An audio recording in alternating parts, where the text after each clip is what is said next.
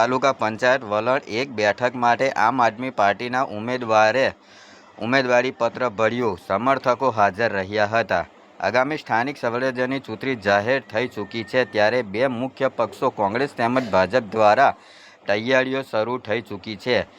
તો આ વખતની ચૂંટણીમાં કરજણ તાલુકાના વલણ 1 બેઠક પર આમ આદમી પાર્ટીએ પણ ઝંપલાવ્યું છે. ઉમેદવારી પત્ર ચકાસણીની પ્રક્રિયા બાદ ત્રણેય પક્ષોના ઉમેદવારોના ઉમેદવારી પત્ર જો મંજૂર થશે તો વલણ 1 બેઠક પર 2026 સ્થાનિક સ્વરાજ્યની ચૂંટણીમાં ત્રિપાર્ટીયો જંગ નિશ્ચિત બનશે.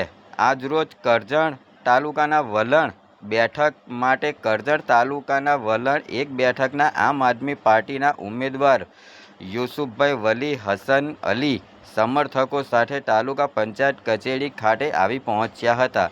કરજણ તાલુકા પંચાયત કચેરી ખાતે તાલુકા વિકાસ અધિકારીને ઉમેદવાર યુસુફ વલી હસન અલીએ પોતાનું ઉમેદવારી પત્ર રજૂ કર્યું હતું.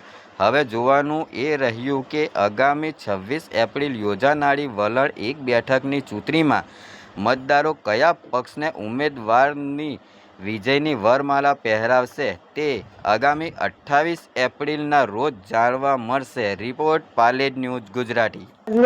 તાલુકા પંચાયત વલણ 1માંથી આપમાંથી ઉમેદવારી કરેલી છે.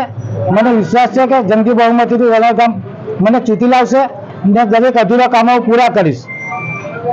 તમે જો કદાચ વિજેતા બનશો તો ગામના કયા વિકાસના કામોને અધૂરા જે કામો છે બધા પૂરા કરીશું. કયા જે ખાસ રોડ છે, દવાખાનું છે, આરોગ્ય છે, એ બધા કામો ઉપર પૂરા કરીશું. તમારી સામે જે ઉમેદવારો ઉભેલા છે તો તમે વિજેતા બની શકશો? મને પૂરેપૂરો વિશ્વાસ છે.